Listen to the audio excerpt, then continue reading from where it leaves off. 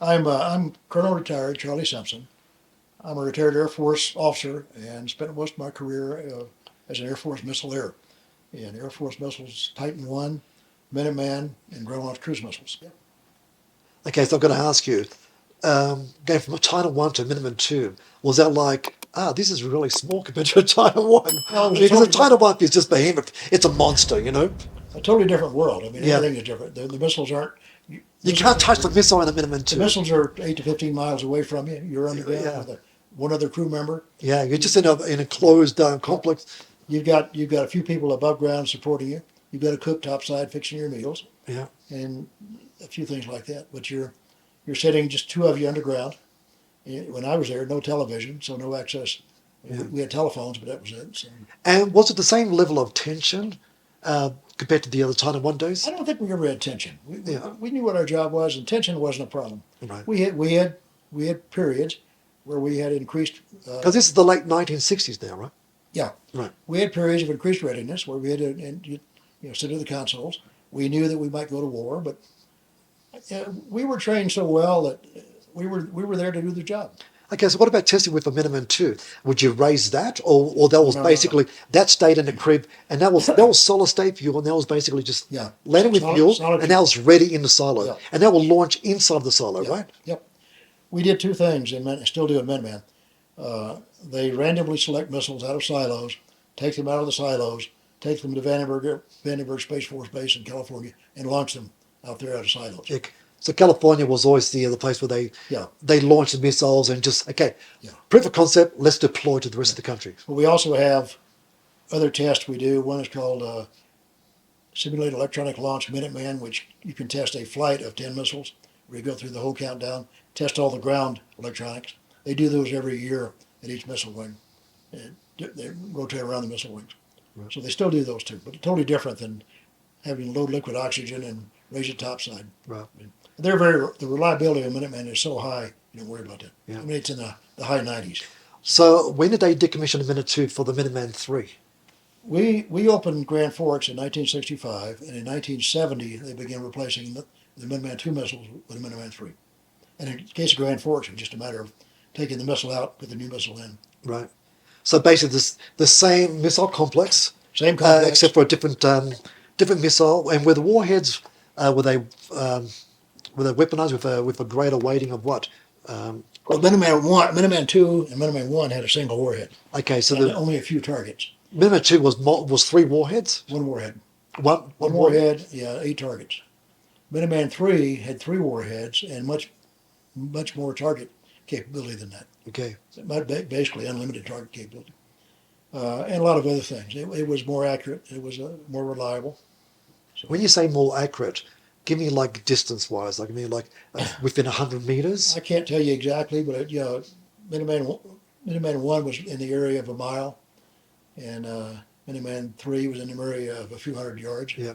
And I mean, obviously, I'm not sure how much you can sort of, And I don't know what it is now. It's changed anyway. So yeah, but prior to the deployment of a potential missile launch, you could designate this particular missile to be air burst or ground burst, correct? depends on your target. Yeah, you pick you're told what your target is, and that's in the software. You don't do it; it's automatic. You've got in my day an IBM card. Now it's not done that way. You stick an IBM card in the card reader, and it targets all 50 missiles Yeah. to their target. But even like today with the Minuteman III, which is still operational, they're still using an analog. It's very much an analog system, right? Not totally. It's different than I was in it. Well, to prevent hacking, for example. Yeah, some of that is, but a lot of it's changed.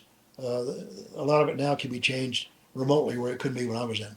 Right. When I was in the system, you had to change everything. You had to go to the missile itself to change targets. Well, Now it's not that way. so 5 years of career commander of the Missile Lee. I mean, so what were there plans to stay on after 5 years, or did you want to be deployed elsewhere and just open up the mosaic of opportunities? After my 5 years, I got a master's degree at Grand Forks when I was on a crew. That was part of the program Right. called Minuteman Education Program. I got that. I looked at going in. And were you still a lieutenant at this particular point? I made major the last year at Grand Forks. Okay, So I had by the time so you were a lieutenant major. yeah, I was captain in between. I was Okay. captain most of my time at Grand Forks. I made captain at Mountain Home in 1964. I made major in 1970 at Grand Forks, and I had applied for what was called education with industry, where I would go and train with Boeing or Martin Marietta, and that program got canceled that year. So I was offered a job out at Vandenberg as a Strategic Air Command operations evaluator. My job then was to go back to the missile wings, all six of them, and evaluate the missile crews to make sure they could do their job. Right. We would go to every wing every 6 months and watch missile crews And perform. was this like a random visit, or were they warned there was going to be They were mostly scheduled, but we did an occasional no notice. just rock up and just say, okay, Yeah, lads, you're on? And yeah, these were like young 20-year-olds once again, right? yeah. And we went to every wing every 6 months. So Yeah. spent 2 weeks. We'd check about 14 combat crews. And were there any crews deemed ineffective? Yes, Reasons why? all kinds of things. Couldn't read a clock. Couldn't just made mistakes. It was called a critical error. If you made a critical error, you failed. It means you didn't launch a missile, or you caused somebody to die, or something like that. So, and you make a mistake occasionally. Yeah. Now, in real life, you're not by yourself. You've got four other missile crews doing the same thing you are at other launch control centers, so it's not going to matter. But individually, you got to do your job by yourself. Let me ask you, in Minuteman II, there was two missileers. Yep. And we've seen some of the movies. I mean, and these were both key operations where they both simultaneously turned the key, Yep. correct? Were you armed with a pistol? Yep. Okay, both you were armed. Because we had top secret in Okay. the control center. I'm just hypothetically here, in the event of a discrepancy, one guy, you've got the order to deploy, Yep. and for some reason, one of the other missileers refused to turn that key. I mean, That was the Australian video made back in the 70s that was about that, which was totally false. really? We had pistols for one reason. We had classified materials in the control center. Anytime the door was open and somebody was there besides us, we had to be armed to guard that classified Okay. because it was top secret cryptographic. It wouldn't do you any good if you shot the other guy. You couldn't turn both keys. Because they were quite a few meters apart, right? Yeah, they're too far apart. Yes, so there were redundancies there to That was always a prevent rumor, that. and let's say there was a very good Australian film Right. made about it. Was called Silo something about it. It was Those done very well. those damn Australians, Yeah. they love to skew history. But that rumor persisted a long time after. Yeah. So in the event one missile just said, okay, you know what, I refuse to obey the order, for example, would he be instantaneously replaced, for example? It happened to me. Explain. I was sitting on alert one day with my deputy, a deputy crew commander. I was a commander. And this was during a test? This was just a normal alert. Normal alert. Normal alert. We were sitting there. Real time alert. A regular, Real world. in our case, a 40-hour. We stayed 40 hours on alert, underground.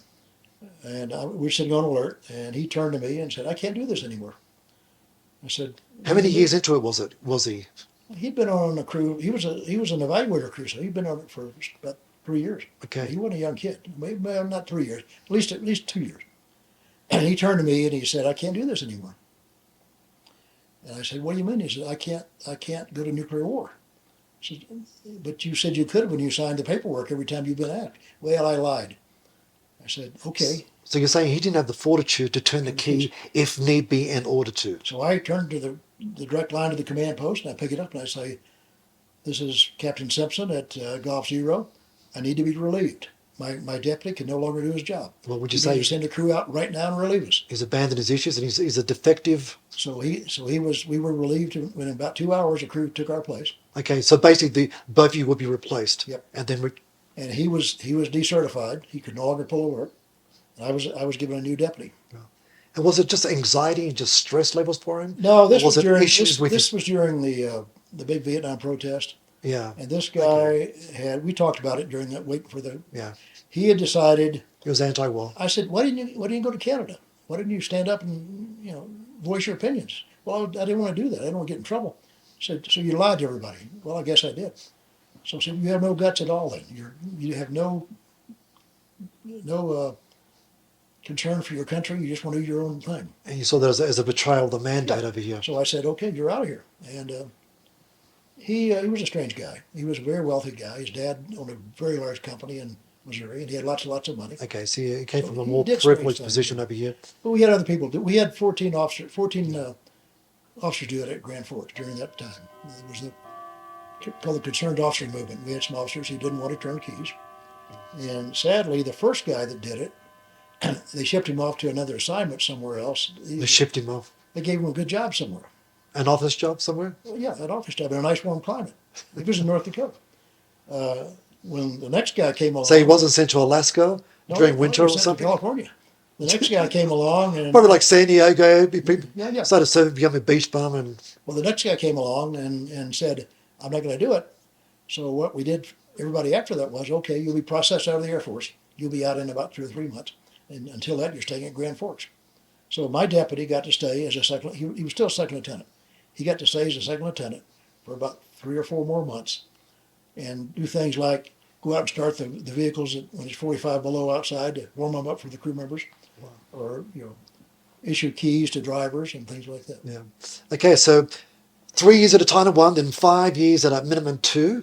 And then obviously then the opportunity came. Was that a dream list once again, like being offered positions in Europe? It was a very good job. It was in California. It's away from North Dakota. It was a good job. It was a Right. great job. So Yeah. I went out there, did that 3 years. I was That was Vandenberg, Vandenberg. and that was just Vandenberg. Is Vandenberg near Sacramento? No, it's just north of Santa Barbara Okay, on the coast. right. 35 miles of coastline. And that's where they did all the missile testing Yeah. and basically proof of concept of the missile complexes before they Space deployed. launches, everything. Yeah. Great job. And while I was there, I became the officer in charge of all crew evaluation for the command, for Minuteman. And it was time, a 3 year tour, so it was time to leave. And I never went out and asked for a specific job. I would call friends and say, I'm available. And I got offered a very good job in Omaha at SAC headquarters, doing accuracy assessment for Minuteman and Titan. So my job was to determine how good the missiles are when they launch. Yeah. Did that 4 years in accuracy and reliability. And I guess was that still utilizing the inertial guidance system, or did they change the technology? What we did is we would take all the test results from all the test launches at Vandenberg, which was a lot in those days. All the test data from the contractors, all the test data from the depot at Ogden Air Force Base in Utah, and from at that time we were doing it down in Texas too at Kelly. Take all their data for ground testing and airborne testing, combine all that together and decide, okay, based on that, the accuracy of Minuteman III is this number, or the accuracy of Minuteman II is this number. And we had to brief up through the joint staff every year, each system, tell them what it was. And the same with reliability. If we turn keys out of 1,000 Minuteman missiles, this number is going to launch, this number is going to hit the target, and this number is going to kill the target. So Charlie, I've got to ask you. So now our dream list has been offered new opportunities and the potential for overseas deployment. And obviously, you were deployed in Spain, Italy, and Turkey. Yeah. And now this time round, you're a colonel. Yeah. And you're a base commander here. So you've gone up the ranks over here. You've been able to sort of scale your positions over here. So explain this. So this was still within the missile program, Yeah. but using cruise missiles that were nuclear armed. Yeah. So explain your deployment overseas. Let me start by saying how I got into it. I was the base commander at Rapid City, Ellsworth Air Force Base. I'd gone there as a missile squadron commander and moved up to be the base commander when I made colonel. And I'd been the commander for almost 2 years, base commander. And I knew I was not going to be a missile wing commander because there were certain requirements I didn't fill. You had to be promoted below the zone early, and I never was. I was always on time promotions. So I knew I wasn't going to be in charge of a missile wing. And I got a call from a major in colonel assignments down in San Antonio saying, we need a commander for Comiso, Sicily. And I said, what's that? He said, it's going to be a new ground-launched cruise missile base. And we were deploying ground-launched cruise missiles in Europe at 6 bases to counter the Soviet medium-range missiles. And this is NATO now, obviously. This is NATO, and this was in 1982, 83. During the And Reagan administration. Reagan. Carter had started it, and Reagan continued.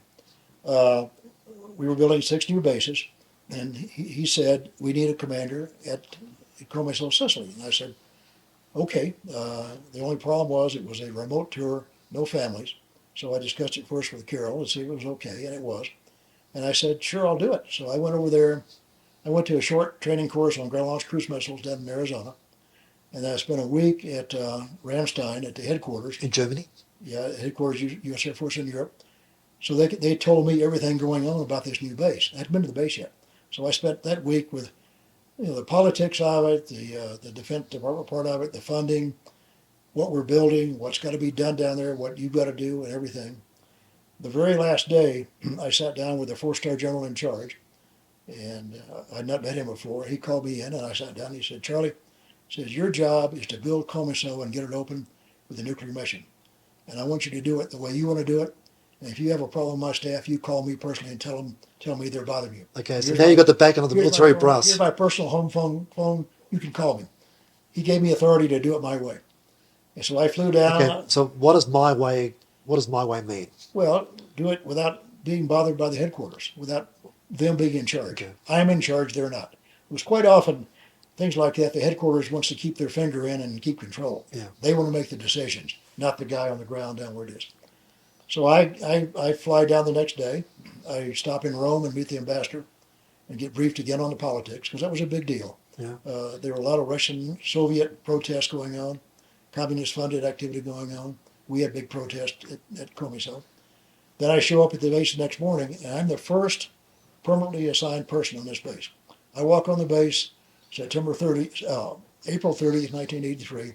It's a bombed out World War II German Stuka base, and it's still bombed out 40 years later. There are buildings with bomb craters around them. We dug a bomb up every 2 or 3 days and had to defuse it. So there was still like Still live unexploded yes, ordnance. a lot of it. And we were starting to build 2 buildings all around the base. We're putting up a portable complex called porta cabins that we'll use the first few months. And the people that are going to run this base are coming in about 3 days to 10 days.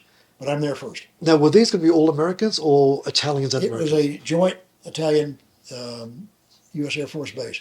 The Italians already had an Italian Air Force commander there. I met him the first day. He had a small contingent of about 100 people, and he was just getting started too. So over the next 2 weeks, we got the porta cabins built. My initial staff came in of 14 people, like first sergeant and finance officer and chief cop and things like that. A week later, 600 people came in temporary duty to live in the porta cabins to be the initial cadre at the base. As people came in permanent change of station at the same time. We leased every apartment complex in that part of Sicily to put people in to live in, because we had no housing. And we had people sleeping 12 to a room in these porta cabins, and we started building this base for the ground launched cruise missile. And the plan was at Comiso, and it was different each of the 6 bases. We would build the temporary facilities, have a temporary alert facility for the cruise missiles, and then build the permanent facilities. And my job was to get the temporary stuff up and the permanent stuff started. 14 months, we did that. In the fall of that year, we brought all the missile equipment in, the big transporter erector launchers and the control centers, because it was all mobile. We shipped the missiles in. How big were these cruise missiles? It's the same Tomahawk missile that used in submarines today. Okay. It's not real big. 1,500 mile range, very accurate, and either nuclear or conventional. In our case, nuclear. We had 112 of them. How deep was the actual silo for the No cruise missile? silos. They're mobile. Okay, they're mobile. A missile flight, a cruise missile flight, is 2 launch control centers, which are in trailers, with two launch officers in each one, so 4 launch officers. 16 missiles, 4 transporter erectors, so 16 missiles. Each transporter erector carries 4. You raise the transporter erector partly vertical to launch the missiles. About 60 or 70 security force members, both NATO country and American, in our case Italian. So a big security force. And what you do in wartime at increased DEFCON is you deploy out somewhere to a secret location in some field out in the middle of Sicily, dig in, camouflage, and signal alert, and wait to go to war. So it's all mobile. And it was a very good system, a very different system for missileers, because they're not underground anymore; they're in a foxhole. Yeah. And you're living on MREs. You got a cook with you, and he's got a portable kitchen so he can fix meals. But it's a complete unit that deploys. So you spent 2 years in Italy first. 14 months doing that. Okay, and then was that Turkey or Spain next? Went to Turkey, then to a fighter training. And that was Incirlik Incirlik in Turkey? Incirlik Air Base. Yep. A fighter training wing. Which is still an active base It still is. today? But it was in those days primarily there was a very good bomb range near Incirlik. So we always had 2 or 3 fighter squadrons deployed down there for training. So they would come down and stay a month and train. And your diet got more exotic now you're in Turkey? Yeah, The food got better? everything. Yep, go ahead. Yeah. Great Turkish food. Yeah. And then from there, 2 years in Spain to a similar base in Spain, fighter training. Where was that based in Spain? Was that in the south? Zaragoza. That's in the south, isn't it? No, the north. It's up. Near Straight, Bilbao? it's straight west of On the Barcelona. Atlantic side? It's in the middle. It's south of the Pyrenees. Okay. If you drive from Barcelona to Madrid, you drive through Okay, it's just near Seville. Zaragoza. Yeah. It's about an hour and a half from Madrid, an hour and a half from Barcelona. It's a big industrial city. Wow. And I was there. It was the same as a fighter training base. We usually had 2 or 3 squadrons deployed down there for training. So we had no nuclear mission there. That was strictly Yeah. training. And then my last tour to Minot, North Dakota. And that was in what year? I was the second ranking person on the base. I was the colonel. I was chief of staff for the air division. And my job, this was a new idea they came up with it when I got there. The general in charge was in charge of the mission. I was in charge of all the non-mission stuff, all the support stuff. The 2 wing commanders worried about the mission, and I worried about everything else. Okay, so now it's the late 80s. And so, 1989. Yeah. yeah, this is pretty much approaching the, I guess, the Cold War, the collapse. We didn't and know that yet then, though. Yeah, absolutely. 'Cause 1989 was like, I mean, you still had Gorbachev, and now this is kind of like, Yeah. you know, Things were Bush, changing. Yeah. Bush Senior, you know. Well, that was still Reagan. Was it Reagan Well, still? well, Because Bush Senior came in November of Bush Senior came in. 1989. He came in. Yeah. Yeah. But it was during that transition period Yeah. where it was almost like the Reagan lame dunk presidency, towards the very tail end kind of thing. Yeah. And that's so you're a colonel now, Yep. and you want to come back stateside. What was the plans then? Well, and when I was in Spain, I got told it was time to come back to stateside or retire. Yeah. So I called a good friend that worked for the 4-star in Omaha. And Were you given like another dream list once again? well, I had one, but it didn't matter. I called Susan, and I said, Susan, she'd been my personnel officer in Turkey. Yeah. And how old were you right now? I was 50. Right. This is 1989. Yeah, 1988. I called Susan and I said, it was December of 87 actually. I called Susan, I said, I need a job. And I just seen her, and she just visited right before that to Zaragoza with a 4-star. And she knew about it, so she said, let's see what I can find you. And she called back the next day and she said, all I can find is Minot. There's nothing else available. I said, good. I said, there's a great golf course at Minot, and I'll go to Minot for the last year and a half. So I did. So the golf course was mandatory. Yes. And it was a great assignment. Made a lot of good friends. It was a good job and a good way to transition into civilian life. Wow. Fascinating story, my friend. Fascinating. Retired Colonel Charlie B. Simpson. Thank you for your service, man.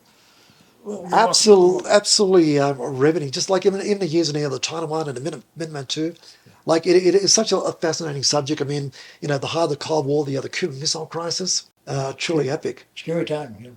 Yeah, I mean, like you've seen so much, and obviously the political turmoil, the change in the presidencies, Mm-hmm. and I guess but we sort of find ourselves in a similar situation now, where we have the nuclear saber rattling with Russia threatening the West, Yeah. and you got Russia, Ukraine, and also you got China threatening to invade Taiwan, Mm-hmm. and you got America defending Ukraine against Russia, and you got America defending Taiwan against China. So it's almost like World War II, where we're basically fighting 2 theaters of war. We've got the 2 acts. We've got the Germans and the Japanese, for example. I mean, when you see the current predicament now, under the polarization, I guess, how America is so polarized today. Yeah. I mean, how do you see everything unfolding? I mean, with the Russians, threatening nuclear war against Ukraine, and then China proclaim to do whatever it's going to take back Taiwan. I mean, where's this going to end? Where do you see it? I think eventually something's going to happen. I think his threats are empty. I don't think he can really go to nuclear war because he knows if he does, The jet streams. it's gone. He's gone. I mean, we're gonna react. We're gonna counterattack, and that's gonna be it. I think China realizes that too. And I think China realizes that we're strong enough. We're gonna defend Taiwan, and that they're not gonna do anything.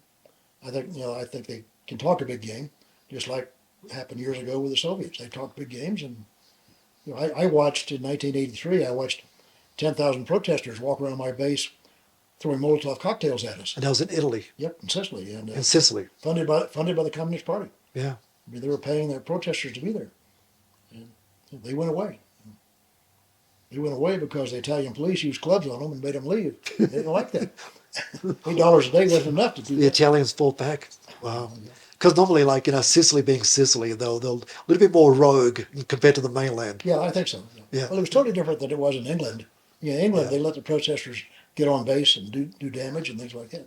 We didn't do that. Yeah. I stood and watched the Italian chief of police go out there and say charge and bring out the clubs and tear gas, and it was fun to watch that. Wow. Amazing. I want to conclude with obviously you've done in post retirement you're retired colonel, and you set up the AFFM, right? Yeah. And so what basically what you did was you set up almost like a community, like a big membership, like a big organization for like retired missileers and individuals, Yeah. and you spent what 15, 17 years like where everybody will just congregate together and reminisce and share some amazing stories of the past and what have you. It's more than that. We started, actually, it started in 1991. I went to a reunion of the squadron I was in out of Vandenberg. And we started talking out there about we need an association Yeah. for Air Force missile people. We never had one. They've been tried over and over by active duty people, and then they would last a year and die. So I thought about it for about the next year, and I put out some questions to good friends, both active duty and retired. And in 1992, we decided to form the Association of Air Force Missileers. That's great. So I said, I raised my hand and said, I'll run it for a while for free. It's a nonprofit. It's been certified. It was certified in the state of Colorado. It still is. I said, I'll run it for free for a while. And here is my idea, and I got their ideas, and we put together a charter, and we formed up. And January 1st, 1993, we became an official organization. We had 500 members in 3 months. Wow. We used Christmas card lists from friends to get members. Our goal was to invite every missileer in all systems. For the DZs, the Titan 1, Titan 2, all the Minutemans. Matador, Mace, Thor, Jupiter, Beaumark, you name it, everything. Invite all them to be members, even the air launch missile guys, the small missiles, to be members, officer and enlisted. We made it very clear it's not just operators, it's officer and enlisted. It's maintainers, it's everybody involved, anybody with a missile badge. And our primary goal was to preserve the history of Air Force missiles. But our secondary goal was to recognize outstanding missileers and provide a way to get us together. Yeah. We've had so far 14 national meetings, Wow. each one every 2 years. They've been at places like Washington, D.C. or Davis Mountain, What a legacy. Arizona, or Vandenberg or Omaha. And what we do at every meeting is we have something about the future. We met in Salt Lake City back in October with the person in charge now who took my place. I did it 25 years and decided it was time to quit, so another friend took over. We had great access in October to the contractors about the new Sentinel ICBM. We got to go out and see everything planned for this new Sentinel ICBM. A full mock-up of the missile, a mock-up of the launch consoles, everything. So we're doing that. But we do all kinds of other things too. We've given $300,000 to museums over the years for missile displays. We've supported a number of Air Force programs to recognize people. So yeah, it was fun doing it. I did it, as I say, 25 years. I did the newsletter for 4 more years. I stopped doing that in December. Yeah. Because they found somebody else to do the newsletter. Yeah. But it's more just it's a passion. It's a wonderful passion my project. life. It was my life for so long, and most missileers are like it. We're very proud of what we Yeah. did and what we do. Close knit bunch too, just amazing stories. And obviously, yeah, for viewers watching this too, they can donate. What's the website? It's Air Force afmissileers.org. .org, and they can donate, and obviously monies can be allocated to the various museums And you can that find support the everything. legacy and the history of Yeah. what you guys did. And you can find the whole history of Air Force missiles on there. Yeah. Yeah. Well, we've been building our own little museum too, and it's getting bigger every day. We keep on finding. You guys left a lot of equipment for us. Oh, I know we did. Yeah, and we're still. It's almost like a retro archaeological dig, and we keep on You unearthing. may want to do that. We buried stuff at Mountain Home. Really? Yeah, we dug big holes and buried stuff. Can you give me some coordinates? I don't think we had any. We just went outside the site and dug a hole. Okay. Note to self: metal detector. Yeah, they're probably tools mostly. Yeah, tools, things like it. Because look, I mean, obviously, right now we're expanding our own museum, and we're going to build because the Titan One had three missiles. Yeah. I want to build three mock-up missiles, Yeah, okay. and the museum is going to be inside of the Titan One missile. And then the third one will be almost like an Airbnb accommodation, for example. And just really educating the other public into the story. 'Cause look, and I would have loved. I mean, there's the Titan Two Museum, right? I mean, where they left one Titan Two fully intact. Yep. Why didn't they leave a fully intact Titan One? I think it happened so fast, and it was a matter Yeah, of it wasn't around long enough to work to remember. yeah. Let's get rid of this thing and go move to Because that. Titan Two, yeah, 20 years plus of operational service, where the Titan One was like just sub 3 years, for Yeah, example. yeah. But I mean, what we want to do with our Titan Ones in particular is to build a museum too, and just like showcase the story, and obviously amplify the message, and your history, and to teach your legacy. And it's it's such an exciting Yeah.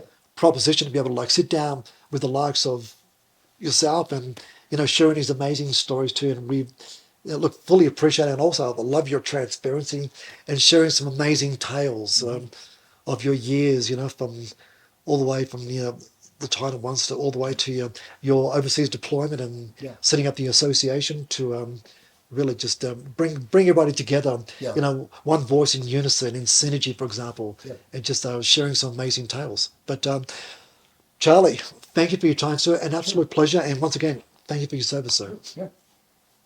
Well, I may come visit sometime. I've always said I have no reason to go back into Titan One site, but who knows?